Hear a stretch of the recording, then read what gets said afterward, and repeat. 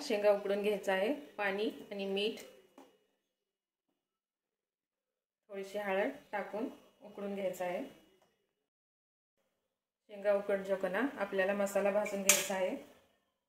दालचिनी, 3 लवंग, इलायची, शाजिरा,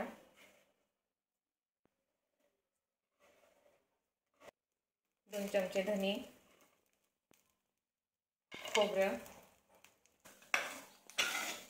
त्याच्यातच आपल्याला कांदे पण घालायचे आहे, शेंगदाणे। तर आपल्याला हे चांगलं लालसर भाजून घ्यायचं आहे। तर आपला मसाला भाजलेला आहे। थंड झाल्यावर याला मिक्सरमधून बारीक करून घ्यायचा आहे। आपली शेंगा उकडलेली आहेत। आता आपल्याला फोडणी द्यायचं आहे। उकडलेली आहे तर आपल्याला 4 चमचे तेल घालायचं आहे। मोहरी, जिरे,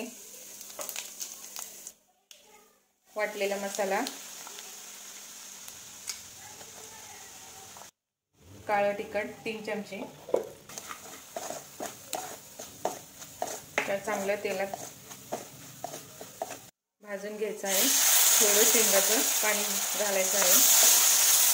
तर आपल्याला हे तेल सुटेपर्यंत चांगला मसाला भाजून घ्यायचा आहे।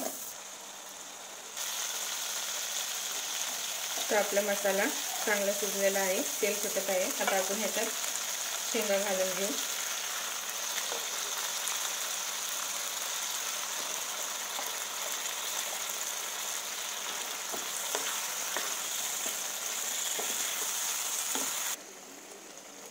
शेंगा उकडलेलाच पाणी घालायचं आहे आपल्याला।